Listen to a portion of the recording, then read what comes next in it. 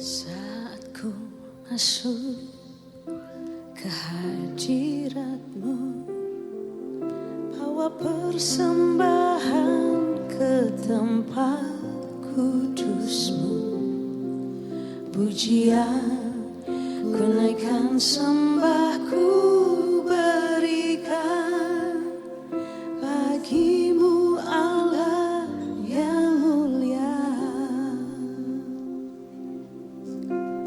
Kau layakkan ku menghampiri-Mu, melihat tata kemuliaan-Mu Tuhan.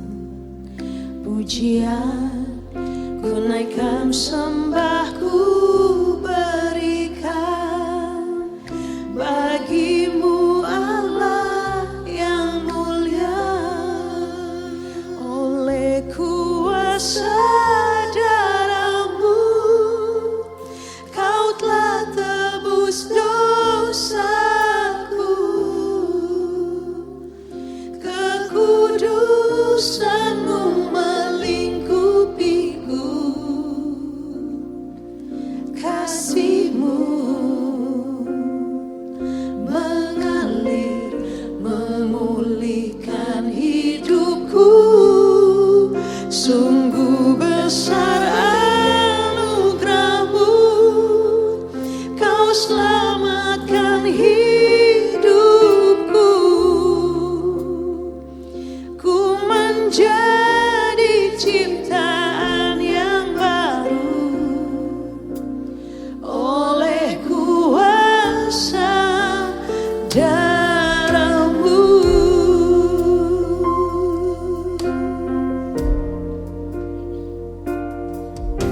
Saat ku masuk ke hadirat-Mu, bawa persembahan ke tempat kudus-Mu. Pujian ku naikkan, sembah ku berikan bagi-Mu Allah yang mulia. Kau layakkan ku menghampiri-Mu, melihat tata kemuliaan-Mu Tuhan. Pujian ku naikkan, sembah ku berikan bagi-Mu Allah yang mulia. Oleh kuasa darah-Mu, Kau telah tebus dosaku. Kekudusan-Mu melingkupiku,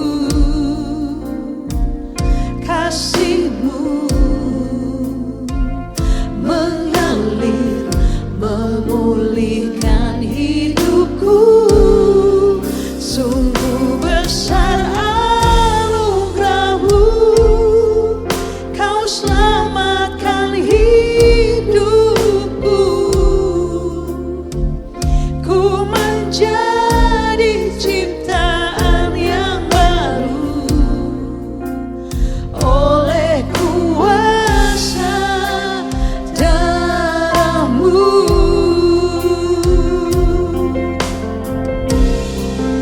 Oleh kuasa darah-Mu, Kau telah tebus dosaku.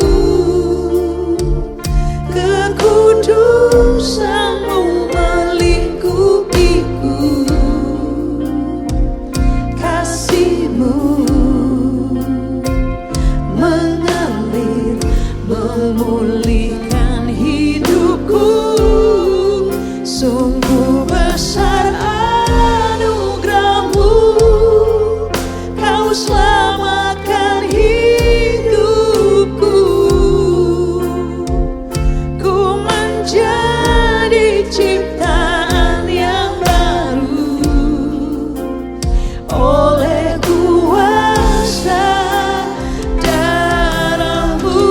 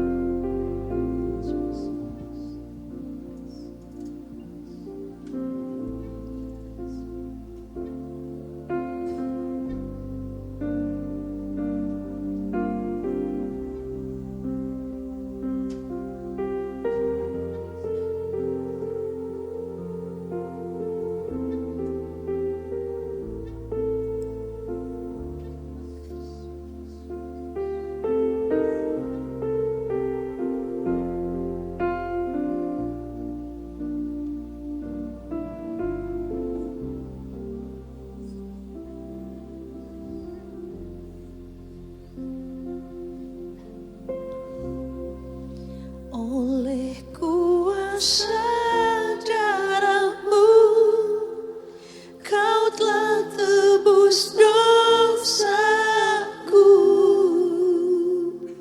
Kekudusan-Mu melingkupiku, kasih-Mu mengalir memulihkan hidupku. Sungguh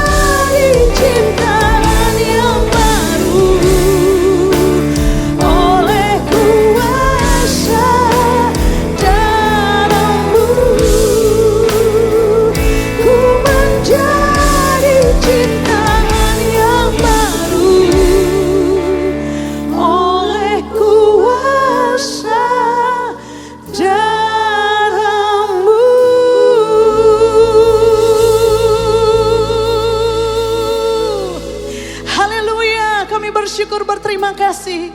Kami punya Bapa yang menebus kami. Yesus Kristus Tuhan. Terima kasih Tuhan Yesus. Oleh kuasa darah-Mu Tuhan, kami hidup di dalam kemenangan. Dari satu kemenangan kepada kemenangan yang lainnya. Kami berjalan dari satu kemuliaan kepada kemuliaan yang lainnya. Di dalam nama Tuhan Yesus Kristus. Ini roh, jiwa dan tubuh kami. Ini persembahan kami. Puji-pujian kami. Di dalam nama Tuhan Yesus Kristus, kita yang siap lebih lagi memuji-muji nama Tuhan dan diberkati oleh firman Tuhan. Mari sama-sama kita katakan amin. Haleluya. Saya ingin semua jemaat untuk bangkit berdiri. Shalom GBC Jakarta. Haleluya. Semua bersuka cita hari ini. Amin. Apapun yang terjadi di luar sana tidak dapat mempengaruhi kuasa Yesus yang ada di dalam kita. Haleluya.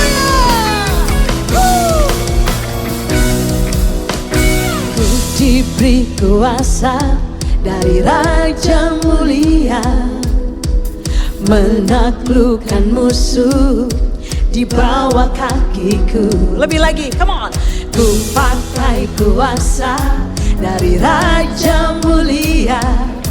Bila Allah ada bersamaku, siapa jadi lawanku?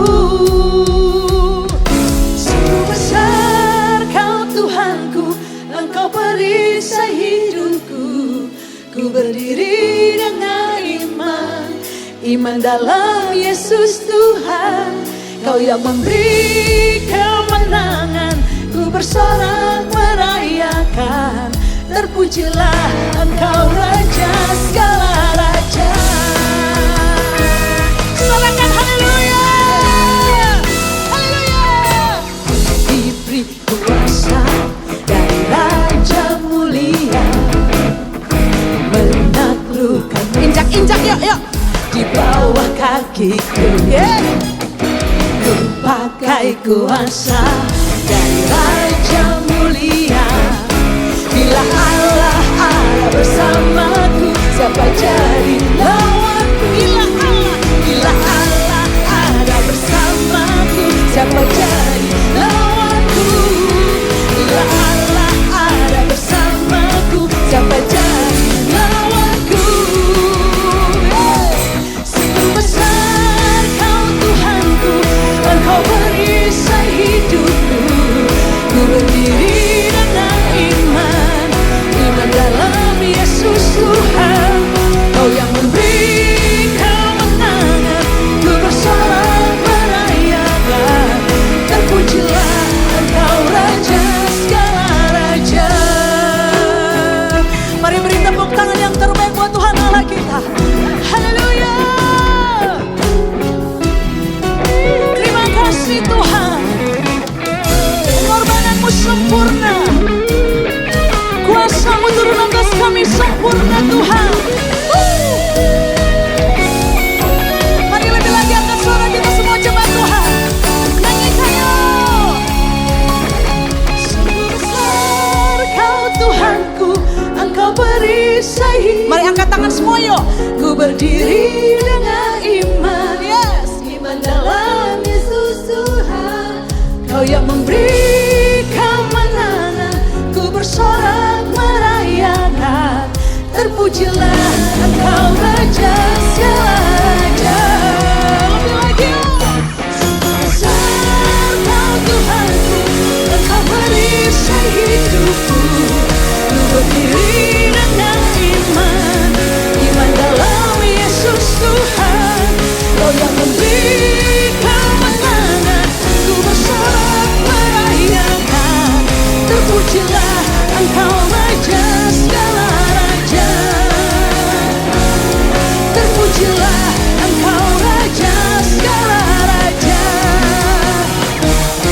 Terpujilah Engkau Raja segala raja. Haleluya. Sorakan haleluya. Haleluya. Mari angkat tangan semua yang bangga punya Allah yang dahsyat seperti Allah kita. Tidak ada di kolong langit ini, baik di bawah bumi yang paling dalam dan di atas langit. Hanya satu-satunya Tuhan Allah yang berkuasa. Dia Yesus Kristus Tuhan. Woo! Yeah, Jesus. Hallelujah. Sebab Engkau adalah Maha Besar Tuhan. Sebab Tuhan Maha Besar dan sangat terpuji. Dia lebih dahsyat dari segala alam. Sebab Tuhan Maha Besar dan sangat terpuji. Kuasanya dahsyat menghancurkan musuh.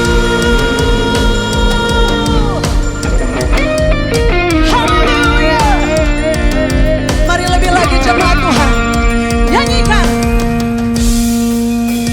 Ceritakanlah kemuliaannya di antara segala bangsa, dan perbuatannya yang sungguh ajaib di antara suku bangsa.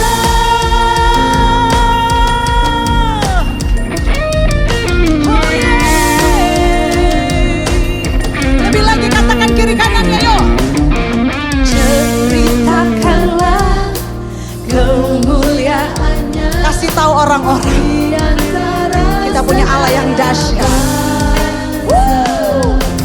Dan perbuatannya yang sungguh ajaib di antara suku bangsa. Sebab Tuhan Maha Besar dan sangat terpuji. Dia lebih dahsyat dari segala alam. Sebab Tuhan Maha Besar dan sangat terpuji. Kuasanya dahsyat menghancurkan musuh. Lebih lagi nyanyikan yuk. Sebab Tuhan Maha Besar dan sangat terpuji. Dia lebih dahsyat dari segala alam. Sebab Tuhan Maha Besar dan sangat terpuji. Kuasanya dahsyat menghancurkan musuh. Haleluya. Mari lebih lagi lah, boleh angkat suaranya lebih lagi. Ceritakanlah, come on, suaranya lah. Kemuliaannya di antara segala bangsa, dan perbuatan Allah kita yang dahsyat ajaib di antara suku bangsa. Sebab Tuhan Maha Besar dan sangat terpuji. Dia lebih dahsyat dari segala alam. Sebab Tuhan Maha Besar dan sangat terpuji. Kuasanya dahsyat menghancurkan. Mari sama-sama beri tepuk tangan di atas. Come on, come on. Sebab Tuhan, haleluya, sangat terpuji. Dia lebih dahsyat dari segala alam. Amin. Sebab Tuhan Maha Besar dan sangat terpuji. Kuasanya dahsyat menghancurkan musuh. Sebab Tuhan Maha Besar dan sangat terpuji. Dia lebih dahsyat dari segala alam. Sebab Tuhan Maha Besar dan sangat terpuji. Kuasanya dahsyat menghancurkan musuh. Kuasanya dahsyat, dahsyat, dahsyat, dahsyat.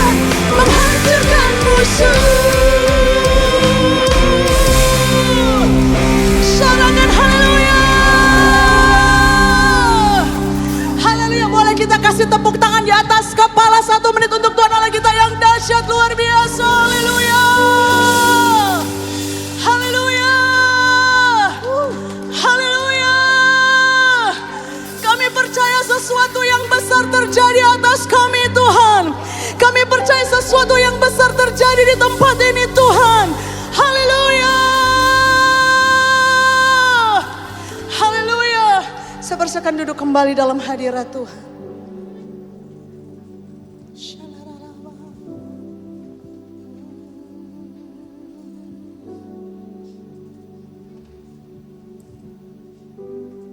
Bapa, Kau mendengar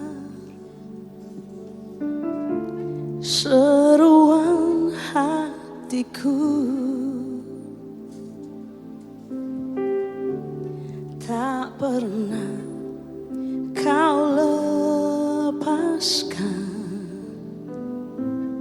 dari kasih-Mu.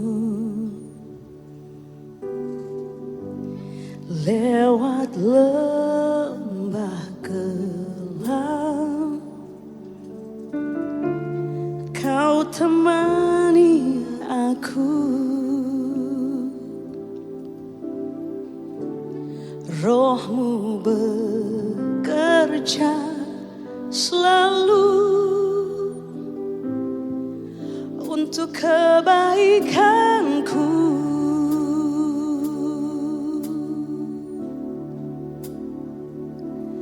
Mengalir kuasa dari tempat maha tinggi, Bapa kekal mulia, Kau hadir di sini, memulihkan hati, menyembuhkan yang terluka. Ku kan tenang bersama-Mu Bapa. Mari angkat suara kita lebih lagi. Bapa, Kau mendengar, amin Tuhan, seruan hatiku, tak pernah Kau lepaskan dari kasih-Mu.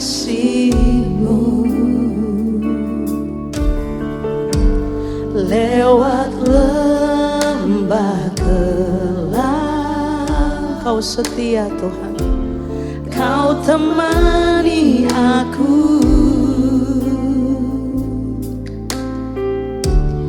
Roh-Mu bekerja selalu untuk kebaikanku.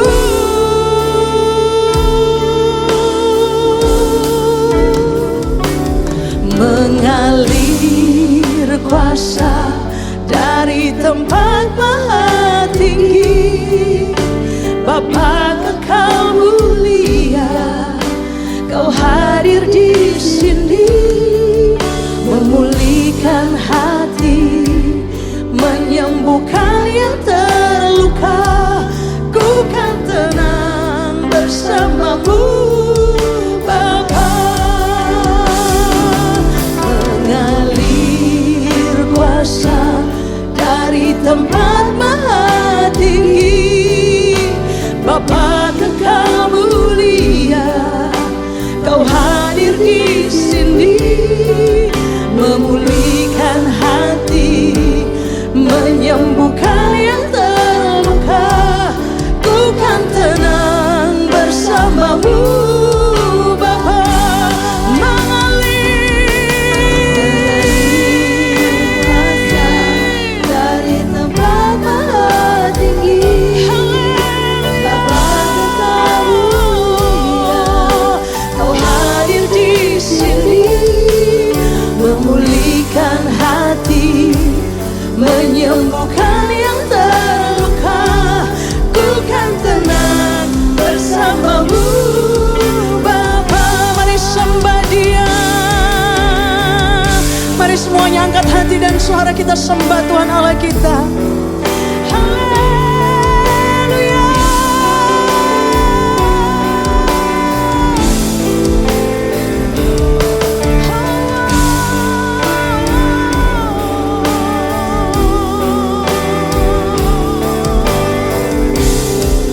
Kuasa-Mu tak terbatas Tuhan, kuasa-Mu tak terbatas.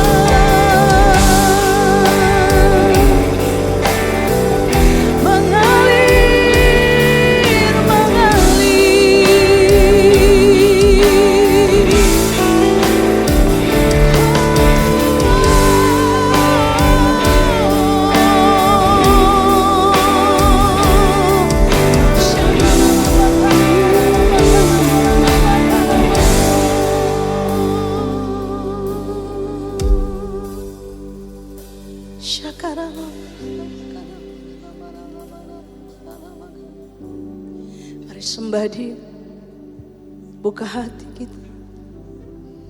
Dia ada di sini.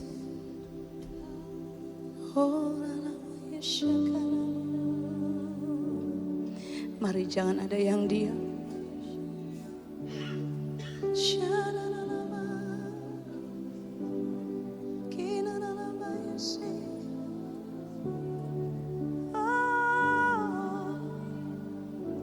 Bapa yang baik,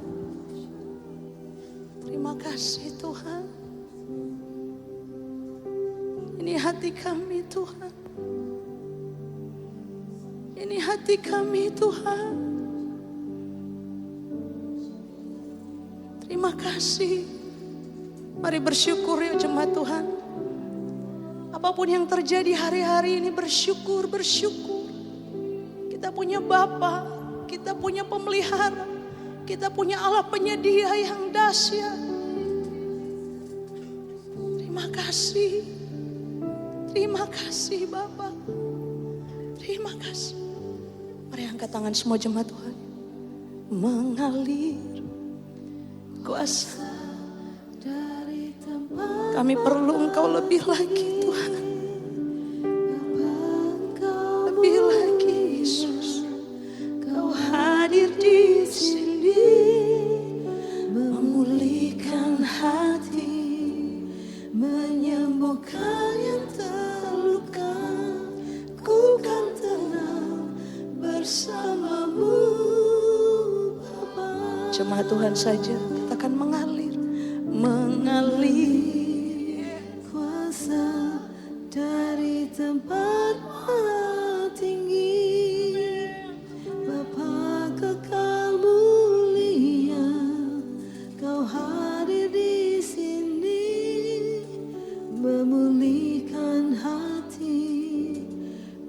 Kau yang memulihkan hati kami. Yes, Jesus. Bukan tenang bersamamu Bapa.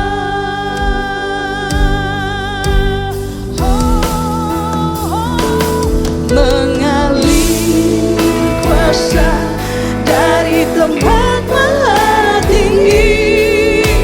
Bapa kekal mulia, Kau hadir di sini, memulihkan hati, menyembuhkan yang terluka.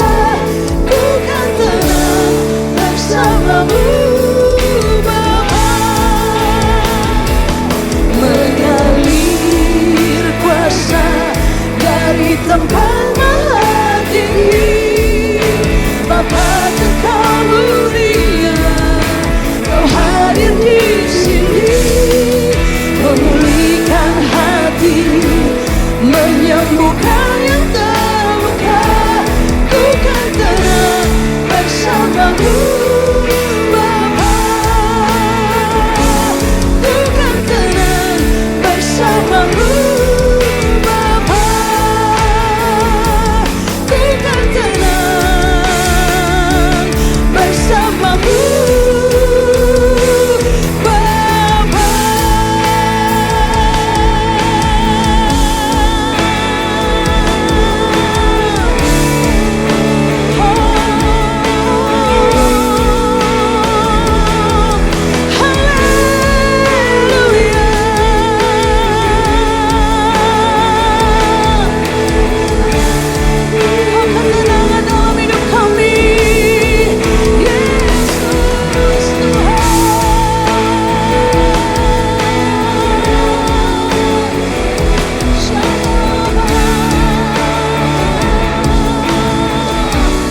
Jesus. Oh Jesus. Nama di atas segala nama. Namamu yang berkuasa Tuhan. Haleluya. Kita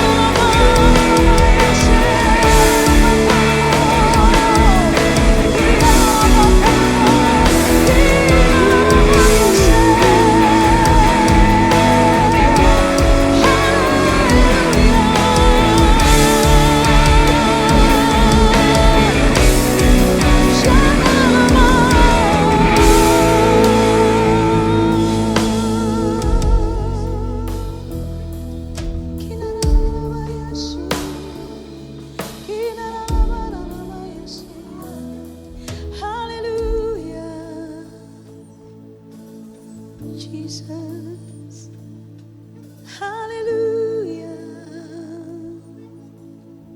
Terima kasih Yesus. Kami kagum Tuhan. Kami kagum akan perbuatan-Mu. Terima kasih.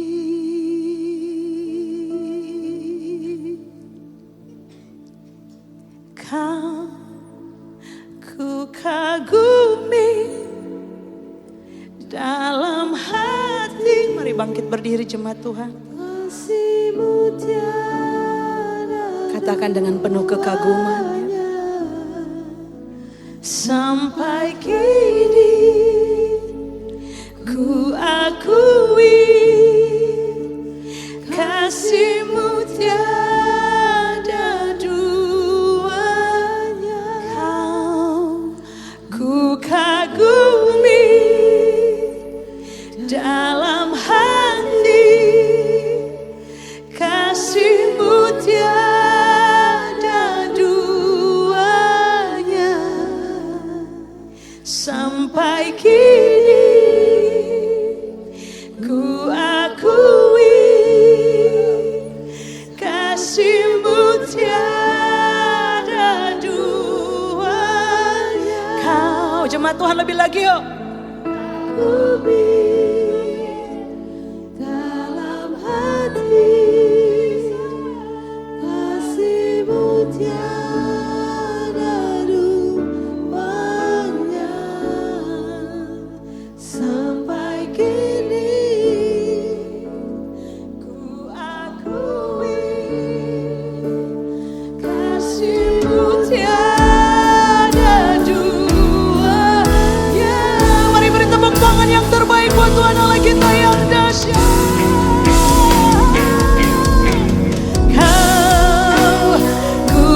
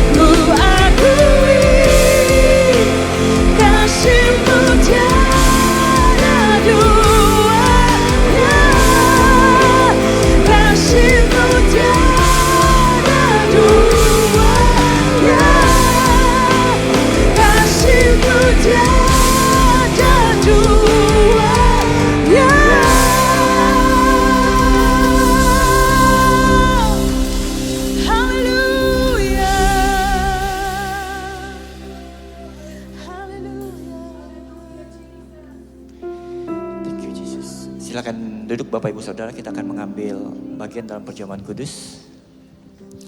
Bagi Bapak Ibu Saudara yang belum menerima elemen perjamuan kudus, bisa lambaikan tangan, nanti Asyar akan melayani. Ya.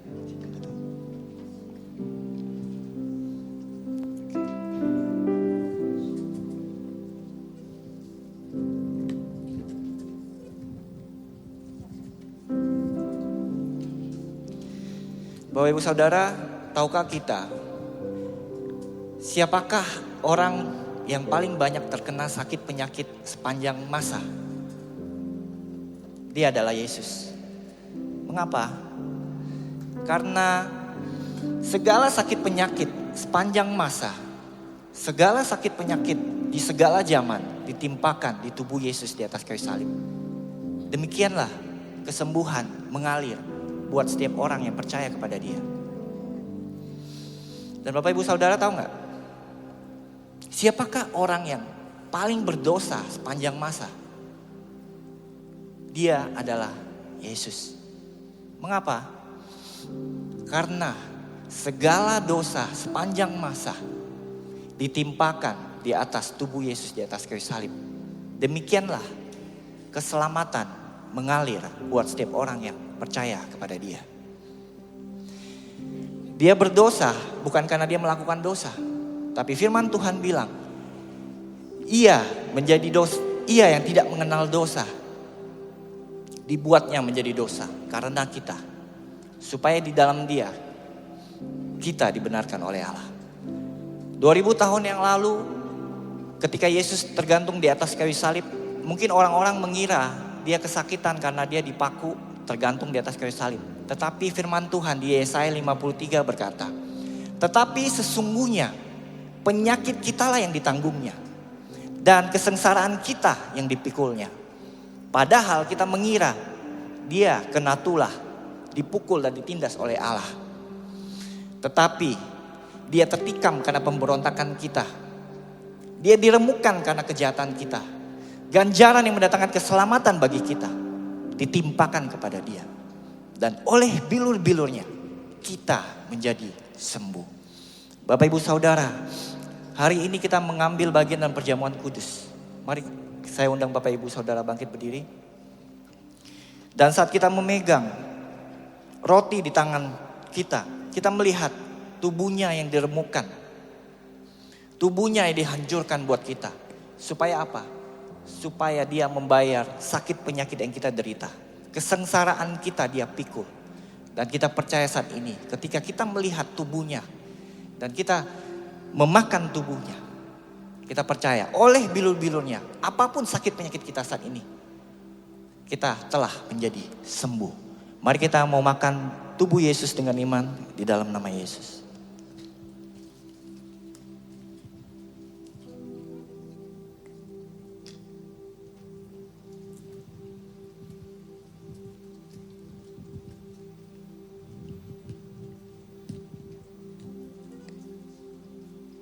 Kita mau angkat anggur di tangan kita. Terima kasih Tuhan Yesus, darah-Mu dicurahkan buat setiap kami. Kami percaya Tuhan, bahwa dosa-dosa kami sudah Engkau pikul di atas kayu salib buat hidup kami. Dan saat ini tidak ada lagi penghukuman bagi kami. Karena darah-Mu dicurahkan supaya keselamatan mengalir buat tubuh kami, mengalir buat jiwa kami. Dan kami percaya saat ini, pengampunan mengalir buat hidup kami. Dosa kami sudah diampuni. Terima kasih Tuhan Yesus. Kami mau minum dengan iman darah-Mu di dalam nama Yesus.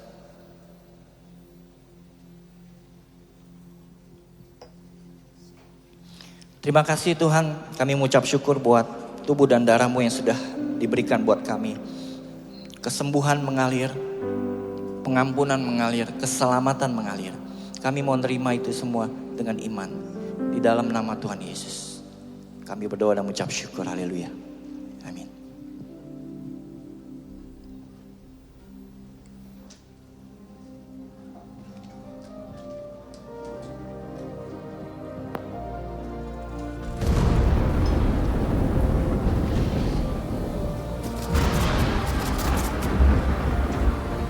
Paling hirup pikuk negeri ini, banyak yang terhimpit, uang yang semakin menipis, tubuh yang rapuh, rumah yang terendam,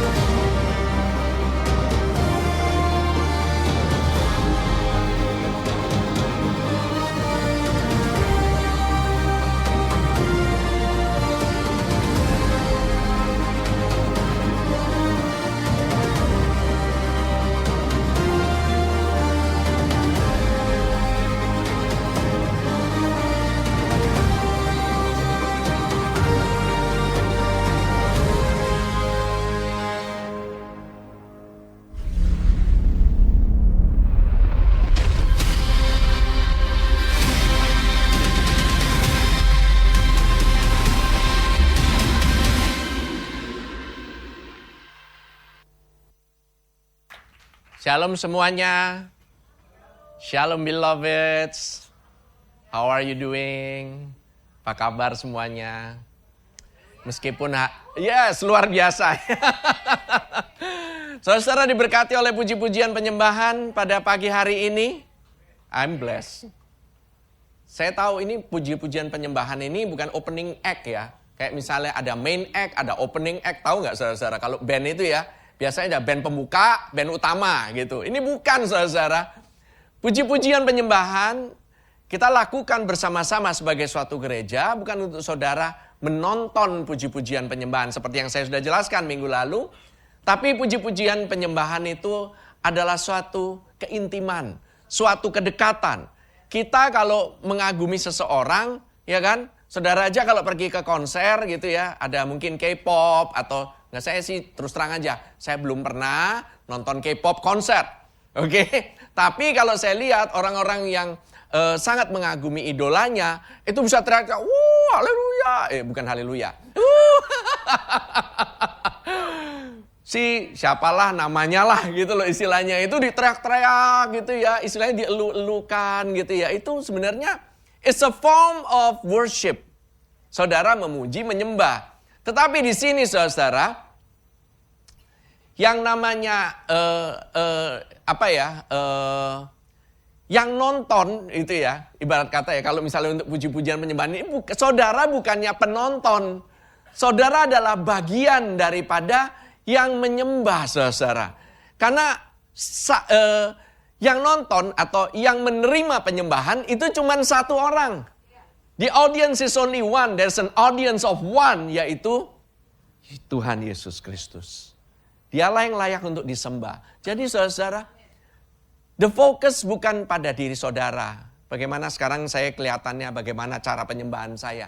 No, it's a time of intimacy, kedekatan. Saudara, communing. Makanya kita ini disebut kita bersekutu dengan Tuhan kita. Salah satunya itu melalui puji-pujian penyembahan. Kemudian melalui Holy Communion atau perjamuan kudus, saudara. Oke? Waktu saudara kan kalau makan bersama-sama gitu ya. Saudara coba aja gitu. Saudara sering makan sama satu orang.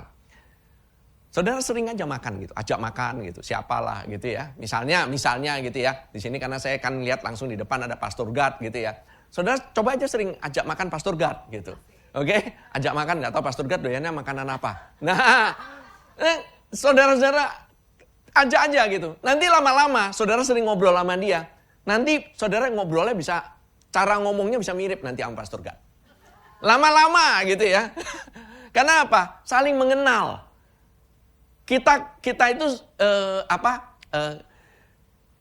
kedekatan kita dengan seseorang itu akan menimbulkan suatu penyamaan atau penyatuan. Semakin saudara dekat, semakin saudara menjadi sama. Cara saudara ngomongnya itu mirip, ya kan? Makanya saya bilang, kalau udah tinggal serumah, habis itu udah jadi sama, jadi satu, bahkan menjadi satu tubuh, suami dan istri, lama-lama mukanya mirip. Lama-lama mukanya mirip. Saya ini bingung. Saya berasa saya ini beda sama istri saya, jauh lah. Saya kan ireng, istri saya putih, gitu kan. Kita harusnya kan jadinya kopi susu, kan gitu kan. Tapi anak saya putih semua. Nggak jadi kopi susu, saudara. Puji Tuhan. Ya kan? Tapi menurut survei ada yang bilang kalau ganteng dan cantik katanya dari bapaknya. Katanya begitu. Wih, gitu. Ya, nanti itu akan kita bahas tanggal 28 Februari. Alright. Tanggal 28 Februari, our first kita ngomongnya ya. What's the name of the ininya? Marriage workshop atau marriage, bukan seminar ya, lebih ke kita pingin hangout sama-sama dan topiknya adalah intimacy. Saudara. Saudara sering ngaca aja gitu, sama-sama, sering adep-adepan, lama-lama mirip mukanya. Amin. Nah, ini saudara, that's why Tuhan Yesus itu datang untuk keintiman ini. Supaya saudara yang jauh itu menjadi dekat. Saudara bukan lagi orang asing, tetapi saudara adalah your family. Menjadi dekat di dalam dia. Dia harus mati, dia harus mencurahkan darahnya, dia harus berikan tubuhnya untuk saudara supaya saudara nggak usah jauh-jauh lagi. Amin. Kalau saudara pergi ke beribadah, hanya untuk saudara harus melalui ritual demi ritual, supaya saudara diterima, that's religion. Itu adalah tindakan saudara untuk bisa diterima sama seseorang yang mau menerima saudara. Tetapi Christianity, kekristenan berbicara bahwa saudara sudah diterima. Sebab itu saudara bertindak seperti orang yang sudah diterima. Amin. Saudara, ini adalah hal yang luar biasa sekali saudara. Jadi makanya saya bilang, the praise and worship, saudara-saudara, sangat-sangat penting sekali. Saudara nggak bisa skip. So don't be late saudara. Kalau bisa cari jalan, gimana cara cari jalannya? Melewati CFD saudara. Car Free Day, I know.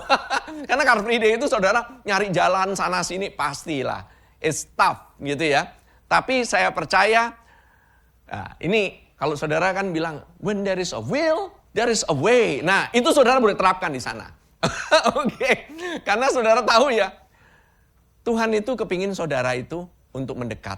Tetapi ada kuasa. Saya harus katakan, ada kuasa yang mencoba untuk saudara itu supaya menjauh dari Tuhan.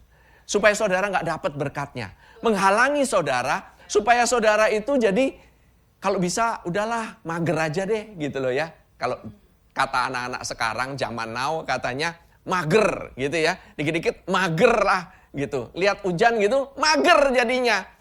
Padahal kalau kita mau ada sesuatu yang kita kejar, mau hujan kayak, mau banjir kayak, mau banjirnya semobil kayak gitu juga dihajar aja.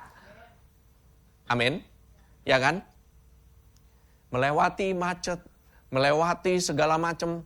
Katanya ada jalur yang luar biasa. Yang kita, kalau orang Jakarta itu bilang itu jalur yang, wah gimana banget. Ya itu jalur tol Jakarta-Tangerang. Itu salah satunya. Ada yang bilang, wah ini jalur yang luar biasa sekali. Kalau kamu melewati jalur ini, wah itu bener-bener deh.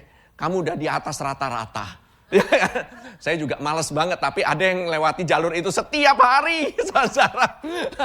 Nggak pernah kita lihat hal ini. Tapi saudara harus tahu ya, ini sebenarnya mencerminkan apa yang ada di Alkitab ini mengenai, minggu lalu kita bahas mengenai Korintus, saudara.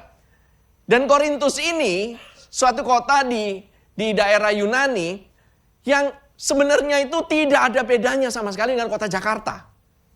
Nggak ada bedanya. Tipe-tipe orangnya sama, kesukaannya sama. Mereka suka pesta by the way. They love partying. Oke? Mereka suka fashion, ya kan? Mereka suka dijadikan, ya kan, kalau namanya orang itu ya ada tempat duduk gitu ya. Ada yang namanya tempat duduk VIP, kelas 1, kelas 2. Mereka suka diperlakukan kayak demikian. Entitlement. Apa ya bahasanya ya? Entitlement susah banget gitu. What is entitlement? Jadi merasa, gua ini harus diakuin, harus dianggap gitu loh istilahnya. Saya ini pantas dapat kayak gini, perlakuan kayak gini karena saya mempunyai status lebih tinggi daripada yang lain. Segregasi. Kemudian antara yang kaya sama yang miskin itu jomplang banget gitu. Bukankah itu kita lihat tiap hari, terutama di kota kita ini. Amin. Dan tetapi Rasul Paulus ini memulainya bukan dengan menegur. Kamu berdosa kayak begini. Dia tegurin satu persatu. Mulai dengan teguran demi teguran. Kalau pendeta gitu ya. Biasanya mulai dengan teguran. Katanya enak khotbahnya kayak digamparin gitu. Ya saudara-saudara kalau mau digamparin gak usah jauh-jauh ke gereja. Di rumah juga udah berasa saudara-saudara. Oke? Gak usah jauh-jauh. Saudara kita ini hidup di zaman yang seperti ini. There are so many things. Ada begitu banyak hal yang gampang membuat saudara itu bisa merasa bersalah. Merasa tertuduh. Merasa minder. Itu banyak saudara-saudara. Makanya kadang-kadang kita ini melihat diri kita sendiri. Begitu orang lain ngomong apa terhadap kita. Orang punya pendapat aja mengenai kita. Apalagi kalau ditulis di dalam sosial media lah. Di komentar orang lah gitu. Siapa di sini nggak efek sama sekali? apapun yang ditulis semua orang, saya nggak peduli gitu. Apalagi saudara baru main sosial media. Saya dulu pertama kali main sosial media. Pertama kali gitu ya. Begitu saya posting, nggak ada yang nge-like aja. Nggak ada yang notice aja gitu. Saya udah langsung mikir, ini orang peduli nggak ya sama saya? Bener nggak sih? Ini luar biasa sekali ya gitu. Kayaknya saya ini cuma nge-posting ini untuk apa? Ngapain kalau gitu saya posting? Karena nggak ada yang like. Abis udah di like banyak, kok nggak ada yang komentar? Nge-like doang, nggak ada yang komentar. Kalau begitu ada yang komentar, begitu kalau udah banyak nih ceritanya nih ya. By the way, saudara-saudara kalau tahu gitu ya, Bro Roni yang tadi yang bawain Holycom ini, dia ini adalah what I call the gospel influencer. Nah, ya kan di sosmed itu dia punya follower itu banyak sekali. Saudara mau follow Jesus is good news, betul? So @Jesus is good news. Saudara bisa add masing-masing, bisa follow. Di sana Bro Roni itu dia sering memberikan a snippet atau kata-kata mutiara mengenai kasih karunia. Begitu saya ngeliat gitu, saya kebawaannya kepingin repost. Saudara harus tahu ya, good news sekarang ini yang dikatakan ke banyak orang itu, kebanyakan itu kelihatannya itu kayaknya itu yang sering ya orang itu sering ngeklik, itu kebanyakan kan clickbait. Jadi kelihatannya begitu ada sesuatu yang negatif. 5 hal yang tidak boleh saudara lakukan kalau begini-begini. Tulisannya gede-gede gitu ya. Begitu tulisannya gede-gede gitu ya. Langsung orang oh apa ini? Ada 5 hal nih yang saudara lakukan supaya saudara sukses. Wah langsung diklik. Ya kan? Clickbait. Tapi begitu dilihat dalamnya kembali lagi kepada motivasi lah. Langkah 1 lah, langkah 2 lah, langkah 3, langkah 4, langkah 5. Tapi kalau di Jesus is good news itu nggak ada langkah sama sekali saudara-saudara. Langsung masuk ke ruangan Maha Kudus. Langsung diberitahukan siapa diri saudara di dalam Kristus. You know it's good, better follow him. Daripada follow akun yang enggak lah. Gitu loh. Oke. So saudara, hal ini nih memberkati saya sekali. Karena apa? Rasul Paulus dimulai dengan posisinya. Posisi seorang yang lahir baru. Yaitu di 1 Korintus 1 ayat yang kedua. Saya recap sedikit daripada yang dari minggu lalu. Kepada jemaat Allah di Korintus. Bisa ditayangkan ayatnya? Ya. Kepada jemaat Allah di Korintus. Yaitu mereka yang dikuduskan dalam Kristus Yesus. Dan yang dipanggil menjadi orang-orang kudus. Siapa ini? Siapa yang dipanggil, yang dikuduskan dan dipanggil menjadi orang-orang kudus? Katakan semuanya, itu saya. Itu saya. Kalian, kita semua, ini sudah dikuduskan saudara. We are sanctified already. Past tense. Saudara harus tahu ya, past tense itu artinya sudah berlalu. Sudah terjadi. Oke? Jangan ngomong saudara belum kudus menurut siapa? Kalau dibilang tindakanmu belum kudus, mungkin. Perbuatan kita belum kudus, pasti. Saudara ngelihat saya, terus kemudian pas dengerin saya aja, terus habis itu, bosen pastor gitu. Mendingan scrolling IG aja ngelihat nanti siang mau makan apa. Itu aja udah gak kudus. Saudara harus tahu itu. sekali slap, gitu ya. Kenapa? Termasuk yang di depan kadang-kadang juga bersalah. Begitu gak tertarik langsung plak gitu. Langsung mendingan lihat scrolling, ya kan? Tapi saudara, di Apostle Paul, Rasul Paulus bilang, saudara itu dikuduskan dan dipanggil menjadi orang-orang kudus. Wow, ini hal yang luar biasa. Dengan semua orang di segala tempat yang berseru kepada nama Tuhan kita, Yesus Kristus, yaitu Tuhan mereka dan Tuhan kita. Saudara tahu nggak, ini jemaat, padahal ini kacau banget saudara. Saudara sebutkanlah, dosa apa aja mereka udah pernah lakukan. Nomor 1, itu masalah ngiri. Masalah terpecah belah. Kamu kan golongan itu kan, kamu golongan ini kan, kamu golongan itu, kamu golongan ini. Terpecah belah saudara. Bukankah even di gereja aja kita aja sering bilang, gue gak mau nyampur sama ini, dia ngomongnya kayak begitu. Yang ini ajarannya agak aneh ya, gitu ya. Dia ini orangnya agak aneh ya, gue males deh ngomong sama dia, ajarannya aneh. Gitu loh. Dia dengernya tentang ini gitu ya. Setiap kali ngomong cuman grace melulu gitu. Kayaknya orangnya itu nggak napak bumi deh. Kayaknya ngawang banget gitu. Nggak praktikal orangnya, ngomongnya teori doang. Ya kan? Ya kan? Kita kan sering kan mengkotak-kotakan orang. Kita ini we are all guilty of it. Dan jangan kita ini mikir bahwa kita lebih baik satu dengannya daripada yang lain. Di mata Tuhan, Tuhan itu bilang, itu namanya terpecah belah, saudara. Terpecah belah itu dosa. Karena tubuh Kristus tidak pernah terpecah belah. The body of Christ is one. Nah, ada percabulan, ada yang saling menggugat satu sama lainnya, ada kesombongan rohani. Kenapa? Orang Korintus itu kalau soal hikmat pengetahuan nomor 1. Top. Nanti kalau sewaktu-waktu nanti kalau misalnya kita nanti mau bikin trip, siapa tahu ya, kita ngomong the 7 churches.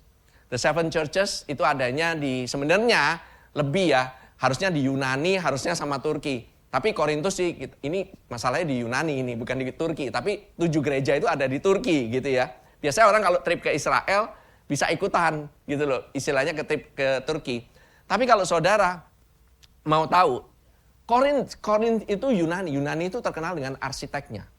Di sini banyak, ada beberapa yang arsitek, saya tahu. Greek architecture is one of the highest. Orang itu menganggapnya itu paling tinggi lah tingkatannya. Orang belajarnya semua proporsi itu dari Greek. Itu pintar banget saudara. Orang-orang mereka itu jago banget. Filosofi dari mana? It's Greek. Greek filosofi. Saudara kalau jago debat, saudara tahu debat kusir itu dimulainya juga dari Yunani juga sama. Debat, political debate. Mereka jago politik. Ya kan? Jago soal makanan, soal tradisi, culture, mereka itu udah top banget. Exactly like Jakarta. Apa bedanya? Tetapi di sana Rasul Paulus bilang, rohmu itu udah sempurna. You are whole. Kamu itu satu, kamu itu sempurna. Kamu itu jadi satu dalam Kristus. Masalahnya jiwamu sama tubuhmu itu babak belur. Kenapa? Pengaruh-pengaruh dari pengetahuan, semakin banyak tahu gitu ya. Kalau saya bayangkan di kota ini ya, di kota Korintus itu ya, semua orang semuanya pakai IG. Sekota-kota sekitar masih Facebook semua. Saudara bilang percaya nggak percaya? Kota Jakarta itu semuanya rata-rata pakai Instagram, kota-kota besar. Kalau saudara pergi ke Ambon, pergi ke mana gitu ya, rata-rata semua ke Kupang gitu. By the way, kita ada gereja di Ambon namanya GBC Ambon juga. Kemudian ada di Kupang namanya DOCC Kupang. Saya bilang, ini saya tunjukin ya Facebook ya. Hah? Masih di sono bro, masih main Facebook. Saudara bisa heran, di sono Facebook laku. Di sini, saudara di sini ada yang masih main Facebook? Hampir nggak ada kan? Iya Tante Yani, ya nggak apa-apa lah. Tante Yani ini klasik. Kayak Mercedes itu klasik. Ya. Main Facebook. Nah, saya sering mantengin kadang-kadang Tante Yani liburan kemana aja gitu. Nah. Loh, ini luar biasa loh. Tapi Tante selalu diberkati dengan kesehatan ya. Bisa kemana aja ya. Melihat mujizat Tuhan demi mujizat Tuhan dalam kehidupan Tante selama-lamanya. Amin. Nah, saudara, ini waktu lahir baru ini, mereka ini semua ini terimanya itu terima kasih karunia. Mereka terima pengajaran yang sama. Oke? Karena Injil itu menyebar kemana-mana. Korintus ini terima pengajarannya. Tapi namanya behaviornya, namanya psikologinya, namanya sakit mentalnya, itu sama kayak orang Jakarta sekarang. Gak ada bedanya.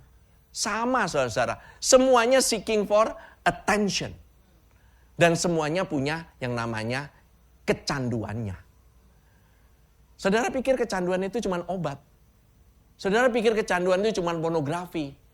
Jangan saudara naif. Saudara bisa kecanduan punya rasa lebih benar dari yang lain. Itu bisa nyandu loh. Saya berasa lebih benar nih. Saya lebih tahu lebih banyak daripada elu. Gua lebih tahu lebih banyak dibanding elu. Itu nyandu. Kecanduannya itu bisa tinggi. Saya ini lebih oke nih kondisinya dibanding kamu. Selalu seeking approval. Approval demi approval. Seeking approval atau validasi. Saudara pernah dengar kata validasi? Saudara harus divalidasi dulu dong. Terutama anak-anak muda itu banyak bermasalah dengan hal ini. They need validation like an oxygen. Merasa divalidasi, perlu validasi, begitu pentingnya, begitu nggak divalidasi dikit, langsung baper. Gampang sekali untuk baper. Kenapa? Identitasnya ditaruh di dalam validasinya. Kalau nggak diakuin sama orang, langsung, wah ini nggak asik nih. Temenan sama dia nggak asik nih. Kenapa? Dia nggak ngakuin gua. Nggak ngakuin perasaanku. Saya pernah loh dimusuhin sama anak saya sendiri. Gara-gara. Ini bukannya ngebuka-buka ya. Tapi I just wanna be vulnerable sedikit. Anak saya itu pernah bilang, Daddy, saya nggak usah ngomong ya anak yang mana ya. Saya cuma ada 3 anaknya. Kalau ada yang 4, lebih ini lagi. Saya diprotes sama anak saya. Iya, Daddy nggak pernah ngakuin perasaan saya dulu. Daddy harus validate dong perasaan saya dulu. Kalau Daddy nggak validate perasaan saya gitu ya, I don't want to talk to you. Dia bilang kayak gitu. Saya nggak bakalan mau ngomong sama kamu. Beneran, anak saya ngomong terus terang. Puji Tuhan dia masih mau ngomong sama saya. Ada anak-anak lain. Daddy cuman ini ngomong nyuruhin luru. Bahkan anak saya bilang, iya Daddy kayak Hitler. Katanya gitu. Seriously, you know. Ini dulu, oke. Sekarang saudara harus tahu ya, you know, my kids are growing. Semuanya growing. Saudara, anak saya juga nggak stay the same. Kenapa? Karena jiwa mereka, waktu mereka mengenal kabar baik, jiwa mereka itu diperbaharui, pikiran mereka ditransformasi, waktu mereka terus-menerus berada di dalam hadirat Tuhan, their mind, their emosi, imajinasi mereka, intelligence mereka, emosi mereka, memori mereka itu mengalami transformasi. Mengalami transformasi. Anak-anak saya, I'm so proud of my kids too. Seriously. Karena apa? Kemarin barusan ngomong ya. Bro Roni kemarin ngomong sama saya. Koyut, kalau punya anak bisa duduk, bisa mau melayani ada di dalam gereja. It's a blessing. Saya bilang, saya ditanya caranya gimana pastor? I don't know. Jangan tanya saya. Yang rubah bukan saya. Yang rubah Tuhan. Saya cuma nunjukin mereka, ini loh. Kalau kamu datang kemari, kamu ada masalah, kamu datang ke tempat ini. Please come. Just come. Saya nggak tahu, tapi ada benih firman yang ditaruh di dalam hati. Namanya benih firman, itu nggak ada yang bisa ngelihat. Waktu dia berakar, bertumbuh di dalam. Di luarnya nggak ada, sedikit tunas. Saya ada masa-masanya. By the way, this is not in the script. Susah banget ini, saya mau lanjut ini. Always been on the rabbit trail terus ini, Alice in the Wonderland ini. Saya nggak tahu kenapa ya, gitu ya. Di luar kelihatannya adem ayem aja. Disuruh muji nyembah Tuhan, diem aja kayak patung gitu ya. Ya kan? Kalau saudara ngeliatin anak-anak gitu ya, lagi ibadah gitu ya, modelannya kayak patung, yang satu gangguin yang lain gitu. Rasanya, gitu. Please deh, gitu loh. Ini lagi dalam hadirat Tuhan, don't you know? Gitu loh istilahnya. Respect dikit lah sama mami, daddy lah gitu ya. Setiap pulang kita omelin gitu. Gak ada perubahan. Saya gak bisa lihat. Until one day, they just change. Bagaimana saya bisa ambil kredit? Kerjaannya saya cuma ngomel-ngomel doang. Sebenarnya saya ngomel bukan kepada mereka. Tahu nggak? Saya ngomelnya kepada diri saya sendiri. Saya sebagai pemberita kasih karunia, bahkan tidak bisa membuat anak saya mengenal kasih karunia. That's a guilt, you know. Sebagai orang tua itu merasa bersalah itu bisa tinggi. I don't know why ya, hari ini kita ngobrolin mengenai family. Why? Sosial media udah membentuk kita, anak-anak kita Nggak usah dibilangin caranya begini, caranya begitu, bagaimana caranya bisa lebih sukses gitu ya. Mereka udah belajar sendiri dari sosmed. They know far kadang-kadang, lebih tahu dibanding kita. Saudara tahu hal yang paling in sekarang itu meme seperti apa, yang trending seperti apa? Para orang tua belum tentu tahu lah. Gitu loh. Anak saya lebih tahu mungkin dari saya, lebih banyak pengetahuannya mungkin daripada saya. Tetapi pengetahuan itu, saya bilang knowledge, itu bisa membuat orang itu tinggi hati. Tahu nggak apa yang membangun kita? Kasih. 1 Korintus 8. Pengetahuan bisa bikin orang sombong. Banyak pengetahuan bukan berarti jelek. Tetapi kalau pengetahuan menjadi identitasmu, kamu tahu lebih banyak, artinya kamu lebih oke, then you'll fall into the trap of yaitu menjadikan identitasmu di situ. Itu yang bahaya.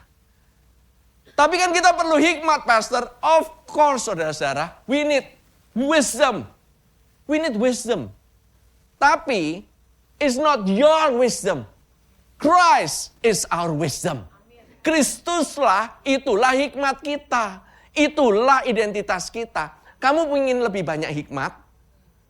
Saudara lebih banyak dengar kabar baiknya. Bahwa Kristus adalah hikmat bagi kita. Coba kita buka ya bersama-sama ayat-ayat yang kita jadikan ayat temanya. 1 Korintus 1 ayat 30. Tetapi oleh dia, oleh siapa? Kristus. Kamu berada dalam Kristus Yesus yang oleh Allah telah menjadi hikmat bagi kita. Saudara mau punya hikmat di dalam dirimu? Sadari, Kristuslah hikmatmu. Sadar saudara-saudara bahwa kamu itu punya hikmat bukan karena dirimu. Saudara bisa pinter bukan karena dirimu. Oke? Nah, dijelaskan hikmat bagi kita apa? Ia membenarkan. Ia menguduskan. Ia menebus kita. Apa hubungannya hikmat dengan kebenaran, pengudusan, pembenaran, penebusan? Apa hubungannya, Pastor? Dan apa kaitannya dengan hidup saya sekarang ini? Now we are going in. Kristus itu menjadi hikmat kita. Kristus menjadi pembenaran kita atau kebenaran kita. Kristus adalah kekudusan kita. Identitas kita itu kalau dibilang kamu hidupnya nggak benar, kamu hidupnya nggak kudus. Katakan, Kristuslah kekudusanku. It's not your holiness, it's Christ's holiness. Makanya kita ini nggak bisa pakai topeng lagi. Kita bisa aja pakai topeng dengan berbuat baik, sering pelayanan, sering memberi, sering begini, sering begitu. Dan itu menjadi front. Saudara bisa pakai pengetahuanmu jadi topeng. Jadi halangan. Saudara ingin nutupin kan kelemahanmu. Saudara tutupin terus dengan pengetahuanmu. Nggak bisa saudara-saudara. Kenapa? Tuhan melihat hati. Saudara tahu, saudara sebenarnya itu di sini itu banyak kelemahan. Tapi kita ini suka sok kuat, sok jago. Kita tutupin aja terus. Wah, saya tahu ini, saya tahu ini, saya tahu ini. Lu salah, gua bener. Bahkan orang yang udah percaya kasih karunia pun bisa kayak begitu. Kerjaannya apa? Nunjuk-nunjuk. Kamu salah, saya bener. Kamu lebih salah, saya bener. Dibanding-banding, hukum Taurat salah, grace bener. That's not how to explain the grace of God. It's not you are wrong, I'm right. Bukan itu kasih karunia Tuhan. Kalau ada saudara yang mulai tadinya awal-awal enak-enak aja ngobrol. Begitu ngobrolin doktrin terus berantem. There's something wrong with the doctrine yang kamu percayai. Gitu loh. That's not grace by the way. Itu bukan kasih karunia. Saudara, Kristus itu menebus kita. Dialah penebusan bagi kita. Amin. Bukan Kristus memberikan hikmat. Dia menjadi hikmat bagi kamu. There's a big difference. Kristus itu tidak membantu kita supaya kita jadi lebih benar. Enggak. Dialah kebenaranmu. Amin. Nah, saudara, ini bahasanya apa sih? Ini bahasa bahwa kamu dan Kristus itu satu. Nggak bisa dilepas. Saudara mau ngomong apapun, kalau saudara sudah percaya sama Tuhan Yesus, kamu dan Yesus itu satu. Tidak bisa dilepas-lepas. Kita bahas pertama dulu ya, mengenai hikmat. Saya udah katakan ya, orang di Korintus, mereka itu memuja apa? Salah satunya retorika. Salah satunya adalah filsafat. Mereka itu memuja namanya kecerdasan, intellectual thing itu is mereka ini orangnya pinter banget.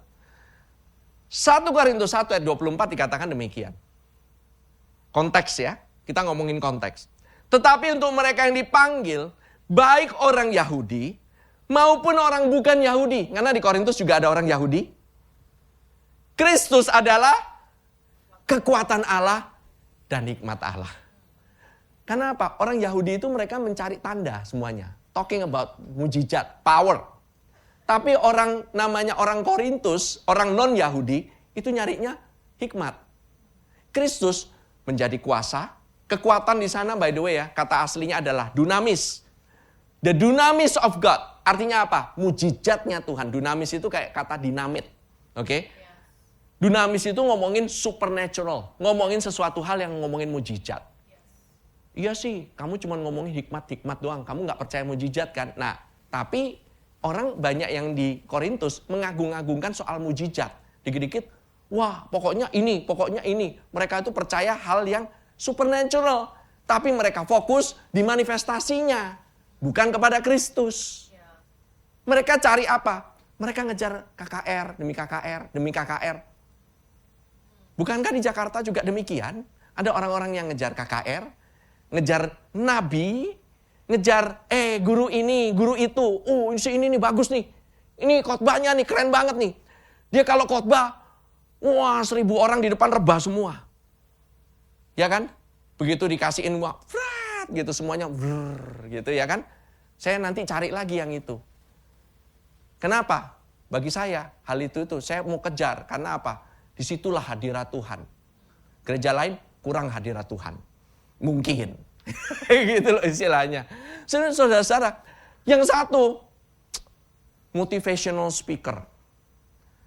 Bagaimana cara mining Bitcoin yang keren. Dapatnya banyak. Sebanyak-banyaknya. Bagaimana kamu menjadi sukses.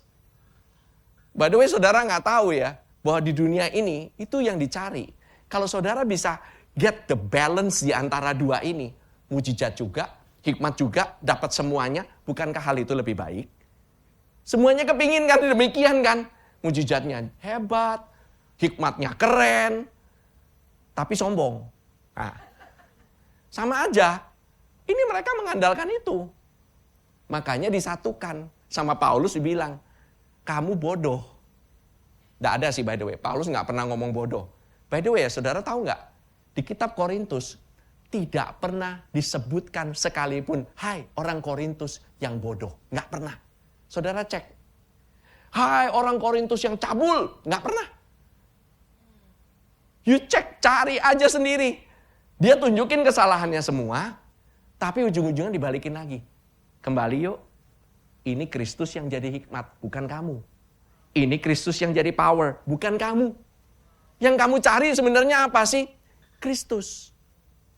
Tahu nggak? Sebenarnya cari hikmat, cari kuasa, cari kepinteran, itu ujung-ujungnya mengenai siapa sih? Mengenai saya.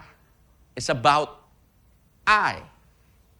Saudara tahu nggak ada orang yang dulu itu jago banget semuanya. Ada satu orang di dunia paling jago. Architecture bisa. Wisdom nomor 1. Kaya juga. Punya penyanyi paling top sedunia. Bisa makan segala macam. Apapun makanan dari seluruh dunia bisa diterbangin langsung ke tempat dia. Ngomongin soal wanita. Dia ini seorang raja by the way. Ngomongin soal wanita. Dia punya berapa pastor? Saya suka lupa. 1.000 wanita kurang lebih. Terus berapa? 300 istri, 700 istri, 300 selir. Saudara coba kelilingin itu, 3 tahun baru ketemu tuh orang yang sama. Serius. Saudara ngunjungin ya rumah satu, rumah A, B, C, D. 3 tahun tuh baru ketemu tuh orang yang sama tuh. 3 tahun lebih bahkan. Dia punya semuanya. Dia bilang, I hated life. Saya benci kehidupan saya. Kenapa? I, me, myself. Saudara tahu nggak, hidup bagi dirimu sendiri itu, kamu akan menderita. Paling menderita itu hidup untuk dirimu sendiri. Fokus sama dirimu sendiri. Tapi ada yang membebaskanmu. Kalau kamu tahu bahwa hidupmu itu ada di dalam Kristus. Disitulah kamu mengalami bebas dari penderitaan itu. Amin. Saya nggak kelar-kelar nanti ini. Balik lagi.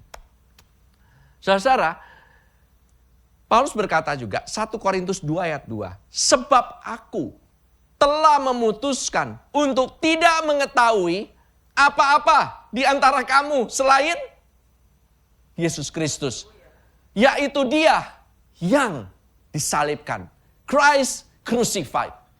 Saya memutuskan tidak tahu apa-apa. By the way, Paulus itu tahu apa-apa by the way. Paulus itu Tauratnya Taurat. Ahli Farisinya ahli Farisi. Dia adalah penduduk Roma juga. Citizens of Rome. Dia itu orang pinter. Bukan orang bodoh. Ya kan? Dia punya pengetahuan mungkin jauh lebih banyak di antara semua orang Yahudi yang pada saat itu rata-rata. Lihat Paulus sendiri bilang, aku memutuskan untuk tidak tahu apa-apa selain Kristus yang disalibkan. Dia itu come to a term bahwa untuk dia mengetahui banyak hal, itu bukan hal yang baik bagi dia. Kenapa? Kebanyakan pengetahuan menyebabkan dia jadi sombong. Makanya dia nulis di 1 Korintus 13, semuanya dijadikan satu. Kamu punya apa aja kalau nggak punya kasih, percuma. Percuma. Benar kan? Nah saudara kalau punya segala sesuatunya, semuanya segalanya ada, tapi Yesus nggak pernah ada di dalam hatimu, hidupmu itu nol. Nol saudara. Kita tahu kita ini hidup. Kenapa kita bisa berjalan, kita bisa hidup, kita bisa nikmati, kita punya sukacita, kita punya damai sejahtera. Itu semua Kristus. Kamu, saudara, kita ngelewatin COVID nih. Saudara tahu kan? Gereja GBC itu bukan karena lebih dikit. Makanya lebih dikit yang ibarat kata COVID dulu banyak yang check out. Banyak yang pergi dulu ke Tuhan Yesus. Tapi namanya perlindungan Tuhan terhadap kematian itu real. Bahkan di gereja GBC itu kita melihat dengan mata kepala sendiri. Orang yang paling tua, salah satunya di GBC, kena COVID. Ya lewat loh, melewati loh, nggak langsung check out. Benar-benar Tuhan pelihara. Itu saya melihat dengan mata kepala saya sendiri. Benar-benar Tuhan itu menjaga. Penjagaan Tuhan, perlindungan Tuhan itu tidak bisa dideny sama sekali. You can see bagaimana Kristuslah yang menjaga kita.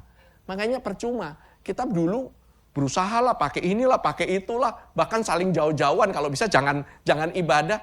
Saya bilang, kalau Tuhan yang suruh ibadah, ya udahlah ibadah aja lah, selama pemerintah boleh kasih, hajar. Pastor kurang hikmat, ya mungkin. Saya mungkin kurang berhikmat. Hikmat saya mungkin kurang. Tapi saya punya hikmatnya Kristus. Saya bilang, I'm not boasting on Christ. Itu semua. Saya cuma percaya cuma satu. Kristus sudah dimatikan untuk saya kan. Kalau Kristus sudah mati untuk saya, apa yang saya takutkan coba? Ada orang yang bisa bikin kamu meninggal, mati. Orang yang dibilang kamu sudah mati di dalam dosa-dosamu. We are dead to sin already. Kita ini udah pada dasarnya mati di dalam dosa kita. Oke, kita lanjut.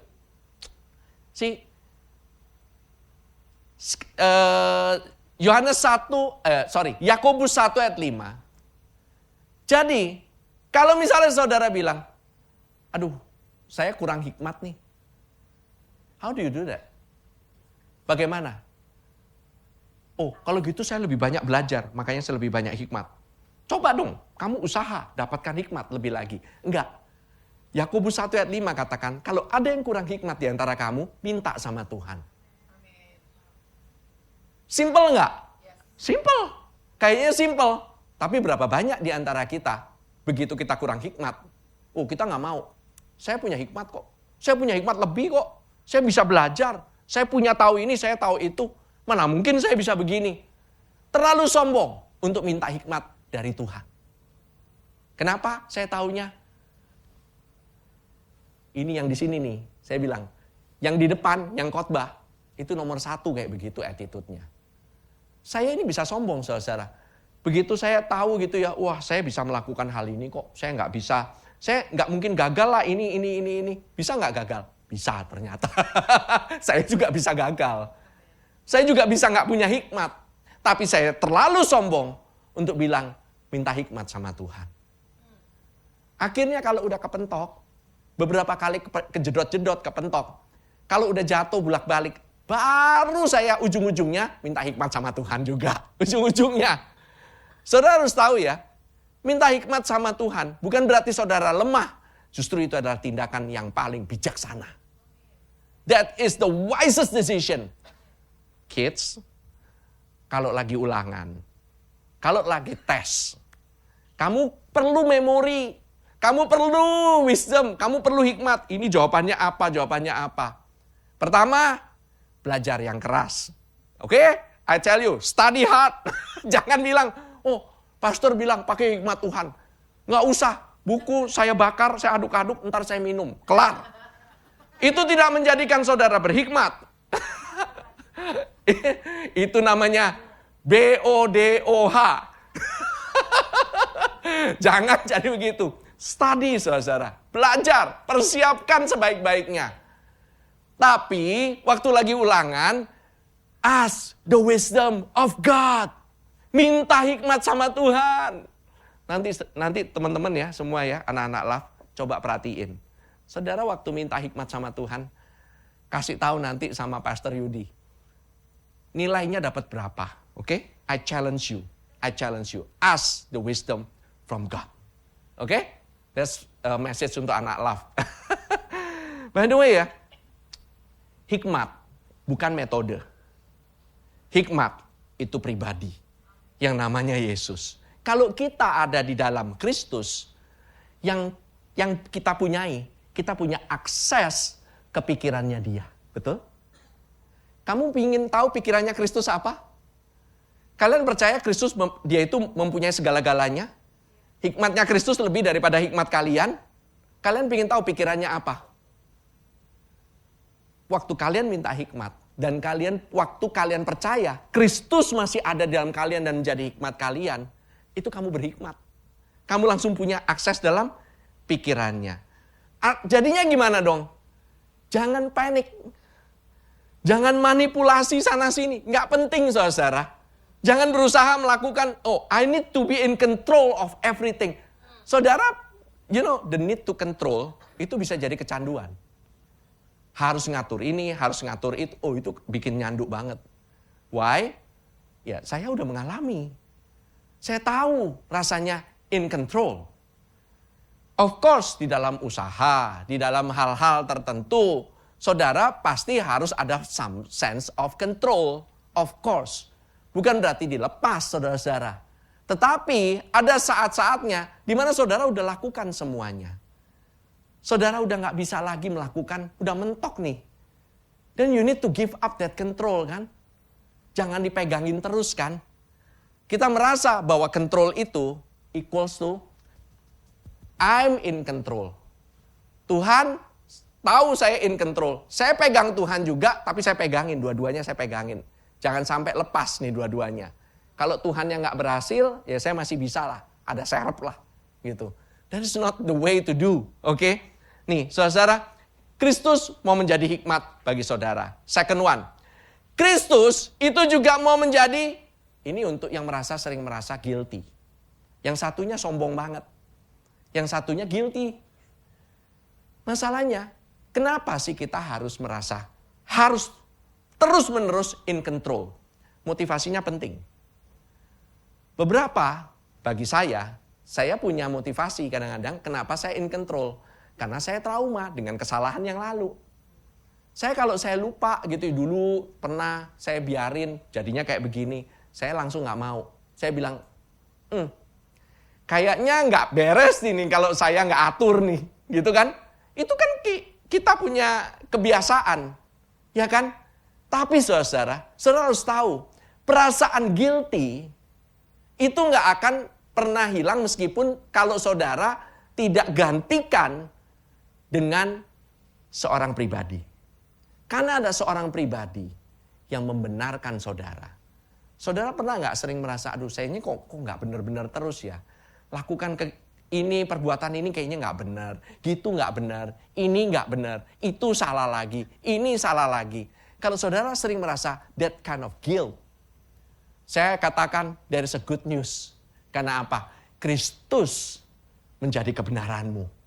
Dia yang menjadi gantinya. Setiap dosa, kesalahanmu sudah dibayar, saudara.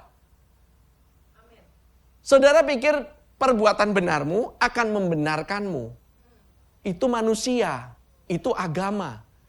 Kristuslah menjadi kebenaranmu. Itu identitasmu terlebih dahulu. Saudara kalau tahu saudara sudah dibenarkan, kehidupanmu nantinya itu akan berangsur-angsur berubah menjadi benar sesuai dengan identitasmu. Tapi kalau saudara berusaha menjadi benar, justru biasanya salah. Saya sering melakukan hal kayak misalnya ya, saya coba gitu. Kayaknya ini ada yang nggak benar gitu. Saya coba benerin, terus saya benerin. Anak-anak saya benerin, saya coba begini. Saya coba menjadi suami yang baik, saya coba menjadi istri yang baik, ya kan? Saya pernah ya sama, ini saya ngomong aja ya. Gitu. Saya ngomong sama istri saya deh gitu, supaya ini menjadi contoh lah ya, menjadi contoh gitu. Hari itu sekali saya buat salah, ya kan? Kesalahannya cukup fatal, oke? Cuman gara-gara lupa ngucapin Happy Valentine.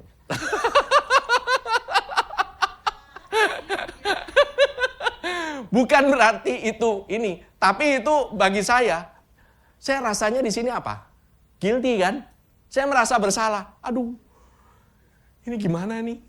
Udah 27 lebih tahun gitu ya, udah tahu. Hampir 30 tahun saya kenal dia. Nggak pernah miss ngomongin Happy Valentine. Tahun ini bisa-bisanya lupa ngomong Happy Valentine gitu loh. Saking sibuknya. Ingatnya udah Imlek gitu aja gitu. Lupa Valentine ternyata. Ternyata hari itu hari Valentine. Terus saya dengan kesombongan saya berusaha untuk bener-benerin kesalahan saya. Saya coba lah beginilah, saya coba gitu. Dibacain sama dia. Ah, kamu berusaha kan nutupin kesalahan kamu kan karena kamu lupa kan, gitu. Tambah guilty saya. Saya merasa nggak enak di sini, ya kan? Dan itu kebawa-bawa. Akhirnya hari tanggal 14 berlalu, tanggal 15 berlalu, itu masih terngiang-ngiang di kuping saya. Kamu lupa ngomong Valentine, ya kan? Itu di pikiran saya itu nyangkut di sini. Tahu nggak? You know apa yang membebaskan saya? Tuhan bilang sama saya, kenapa kamu harus beristirahat pada ingatanmu? Ingatan akan kesalahanmu. Tahu kan, kamu itu sudah dibenarkan di dalam Kristus. Kamu punya ingatan, ingatannya Kristus. Dari semenjak saat itu saya bilang, Tuhan, saya tahu saya salah. I know I made mistake. Itu fatal. Tapi Engkau yang membenarkan aku. Akulah kebenaran. Aku sudah dibenarkan di dalam Kristus. Waktu saya ngomong kayak demikian, itu udah kayak ada guilt di sini itu kayaknya saya lega gitu. Waktu habis lega, dianya berubah langsung. Tahu-tahu menjadi tambah lama tambah baik gitu. Yang namanya Happy Valentine lupa, langsung kelupaan dia juga. Saya lupa jadi kelupaan gitu. Dia lebih sayang, tambah sayang, tambah sayang, tambah sayang. Sekali-sekali sih keinget dikit gitu ya. Tapi habis itu tambah sayang, lebih banyak tambah sayang. Akhirnya apa? Kita nggak bahas lagi mengenai lupa hari Valentine. Amin. Sih banyak yang punya trauma ya. Masalah kesalahan punya trauma. Siapa di sini paling aduh kayaknya itu kalau paling merasa bersalah itu kalau diungkit-ungkit melulu. Kalau bahasa istri saya ngebangkit-bangkitin. Suka ngebangkitin kesalahan. Tahu nggak ngebangkitkan kesalahan? Saudara, Even Tuhan Yesus saja nggak mau ungkit-ungkit itu masalah dosa. Dia bilang, sejauh timur dari barat, kau jauhkan semua kesalahanku. Aku tidak mau mengingat-ingat lagi kan. Kita dengan sok jagonya, apalagi waktu perjamuan kudus, kita mau ingat-ingat semua kesalahan kita sebelum kita ngambil perjamuan kudus. Wow, betapa jagonya kita. Dengan harapan kalau kita bisa remember all our sins dan kita bisa bertobat semuanya, hal itu akan membuat kita jadi lebih benar. And justru malah buat kita tambah salah. Preach it, pastor. Saya sendiri kenapa tau nggak? Saudara, ini ya, dikatakan Roma 3 udah bilang, semua telah berdosa. Nggak ada yang ketinggalan. Roma 4 berkata, kebenaranmu diperhitungkan karena iman. By trusting him. Roma 5 katakan, kita berdamai dengan Allah. Ini, dan gini ya, good news, Injil itu bukan papan loncat masuk ke kolam yang namanya kekristenan. Bukan. It's not the starting point. Oke?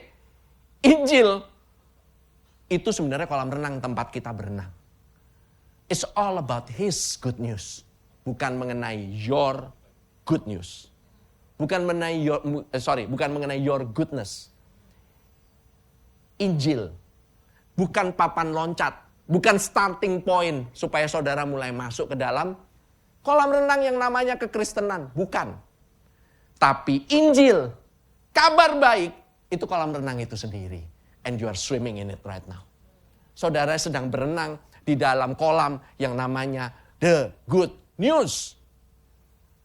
That's why saudara, di GBC, we are very careful siapa yang ada di atas mimbar. Karena kalau salah, kolam renangnya, saudara pernah nggak ada di kolam renang? Ya kan? Saya tahu nih, pasti ini pernah ini kejadian gitu ya. Di kolam renang itu kalau public place apalagi gitu. Siapa yang merasa kadang-kadang rada geli? Karena di public place, semua orang itu melakukan yang nomor 1 dan juga kadang-kadang nomor 2. Saudara tahu ya? Tahu nomor 1 dan nomor 2? Kadang ada yang mengeluarkan air, kadang ada yang bikin kue di dalam kolam renang.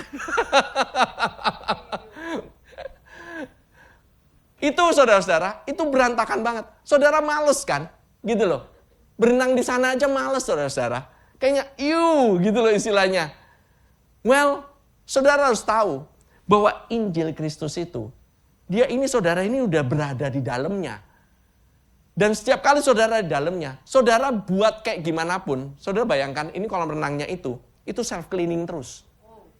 Selalu self-cleaning terus. Nggak bisa dikotori oleh apapun. Terlalu jago ini kolam renangnya. Jadi saudara, sebenarnya yang saudara rasakan adalah, aduh kalau saya nanti buat dosa di sini gimana? Well, you are swimming, even if you do sin, saudara ada di dalam kolam yang namanya kabar baik. You'll never get out from it. Itu good news-nya itu enak banget saudara-saudara. Amin. Saudara-saudara, saudara nggak akan pernah namanya, oh saya sudah lulus. Lulus dari apa? Oh saya lulus dari grace nih. Nextnya apa? Enggak. You're still in grace. Saudara bayangkan ya, Korintus, orang di Korintus tuh jatuh melulu loh dalam dosa. Ini baru keluar dari ibadah. Mereka langsung pergi itu ke tempat temple prostitute. Ke tempat red light district. Bisa saudara bayangkan ya. Ini orang Korintus yang sudah mengenal kasih karunia. Bulak-balik jatuh melulu, keluar masuk gitu ya. Tapi Rasul Paulus cuma nyebutin mengenai identitas mereka. That is, saya kalau ngelihat kayak begini nih, wow. Rasul Paulus kalau zaman sekarang nih ada di tempat ini, udah pasti dia dicap hyper grace saudara. Terlalu kebablasan. Saya bilang, kenapa dia harus ngomongin mengenai identitas melulu? What's the point? Mestinya yang diomongin kan salah mereka. Harusnya ditegur apanya? Kesalahannya dong ditegur. 5 pasal kayak lumayan kan? Istilahnya jangan tanggung-tanggung. Kasih kayak 5 pasal. Saudara tahu nggak? 10 pasal pertama itu bahas mengenai dosa dan kesalahan mereka. Dikasih unjuk kesalahannya. Saudara tahu nggak solusinya di 1 Korintus itu mulai dari ayat pasal ke-11. Ngomongin apa? Holicom, perjamuan. Solusinya apa? Perjamuan. Jangan ingat dosa-dosa dan kesalahanmu. Ingat tubuh dan darahnya. Itu saudara-saudara. Solusinya di sana. Kemudian, diingetin lagi nggak mengenai dosanya? Kamu kan udah kudus nih. Udah beres nih. Jangan nyemplung lagi dong dosa yang sama. Enggak. 1 Korintus 12 ngomongin apa? Kasih karunia roh. The gift of the Spirit. Kamu nih udah punya tubuh dan darahnya. Kamu bayangin kalau kamu itu punya karunia Roh Kudus. Kamu hidup bukan untuk dirimu sendiri. Tapi kamu hidup penuh dengan kemenangan. Tapi orang di 1 Korintus 12 punya namanya spiritual gifts. Biasanya cenderungnya, saya bisa bernubuat loh. Saya bisa menyembuhkan orang loh. Cenderungnya apa? Sombong. Makanya di pasal 1 Korintus 13 ngomongin hal mengenai kasih. Itu udah sekuennya udah benar saudara-saudara. Solusinya kalau sombong dikasih tahu. Kamu gak ada apa-apanya. Bahasa roh pun bisa hilang. Ini luar biasa sekali saudara-saudara. You know, I know that I cannot finish it. Tapi saya cuma mau saudara ending dengan ayat ini. 1 Korintus 5 ayat 21 katakan demikian. Dia yang tidak mengenal dosa telah dibuatnya menjadi dosa karena kita. Supaya dalam dia kita dibenarkan oleh Allah. We might become the righteousness of God in Him. Saudara mungkin gak pernah merasa benar. Tapi saudara tahu, saudara dibenarkan. Ditukar kebenarannya. Saudara tahu ya, kebenaranmu itu mengalami pertukaran. Kamu mungkin merasa gak benar. Tetapi kebenarannya adalah kamu sudah dibenarkan di dalam Kristus Yesus. Tidak tergantung dari perasaan kamu benar atau enggak. Dan hal itu akan membuat saudara berkemenangan setiap saat. Kenapa? Kalau saudara mengingat terus rasa bersalahmu, gak ada poin saudara. Kita lama-lama kita menjadi orang yang kerjanya nyari kesalahan orang. Pertama, cari kesalahan sendiri. Kedua, mulai cari kesalahan orang. If you are always pingin nyari terus kesalahan orang lain, know that, ketahuilah itu adalah sinyal bahwa mungkin saudara merasa bersalah. Biasanya kayak gini jarang amin. Karena udah agak quiet ini. It's okay. No problem. Oke. Saya harus katakan ya, kebenaranmu itu sudah disettle ya. Sudah gak ada lagi yang namanya bisa menggugat kamu. Siapa yang bisa menggugat? Orang yang dikasihi Allah. Siapa coba? Secara judicial udah disettle. Saudara-saudara, I just want to know, I want you to be free. Saya ingin saudara-saudara itu mengalami kebebasan yang sesungguhnya di dalam Kristus.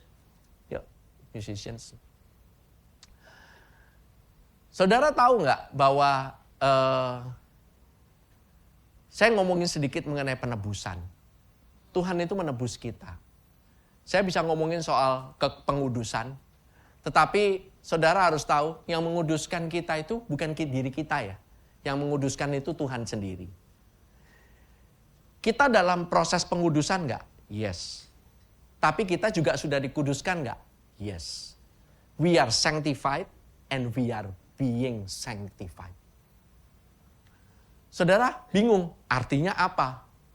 Saudara tahu kalau berada di dalam air, yang tadi saya ngomong tadi, di dalam air itu ada kuasa kekudusan. Setiap kali kamu merasa nggak kudus, itu dikuduskan sama Tuhan.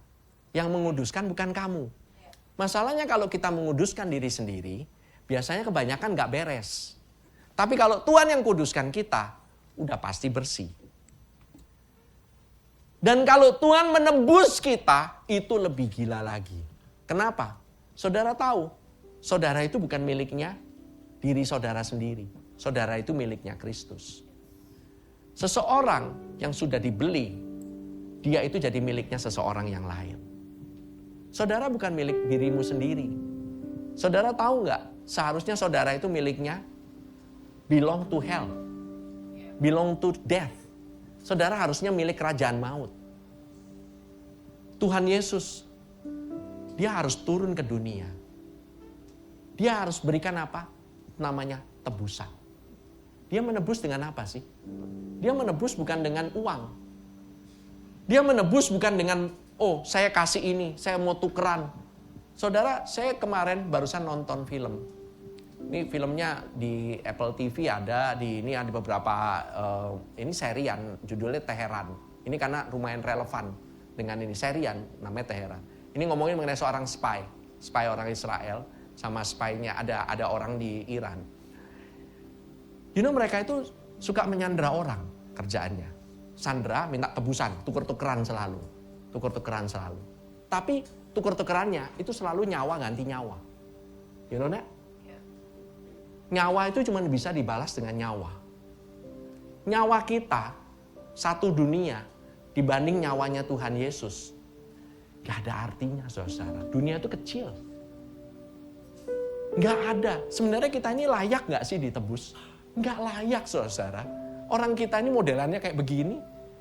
Baru mau bener, salah lagi. Baru mau bener, salah lagi. Udah sombongnya minta ampun. Belum tentu mau ditebus. Bebal.